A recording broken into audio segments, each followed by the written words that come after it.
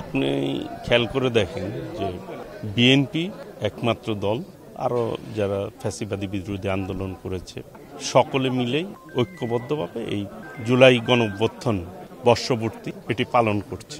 আমাদের আগামীকাল হচ্ছে উদ্বোধনী প্রোগ্রাম, যেই প্রোগ্রামে আমাদের প্রিয় নেত্রী দেশনেত্রী বেগম খালেদা জিয়া এবং আমাদের ভারপ্রাপ্ত চেয়ারম্যান দেশনায়ক তারেক রহমান ৩৬ দিনের প্রোগ্রাম উদ্বোধন করবেন।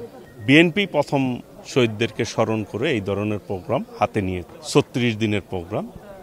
গণতন্ত্র কিন্তু বিএনপি লালন করে। ফ্যাসিবাদ বিদায় নিয়েছে, স্বৈরাচার বিদায় নিয়েছে। স্বাভাবিকভাবে মানুষের প্রত্যাশা হচ্ছে গণতন্ত্র সামনে আসবে, মানুষের ভোটের অধিকার সামনে আসবে, মানুষের মৌলিক অধিকার সামনে আসবে।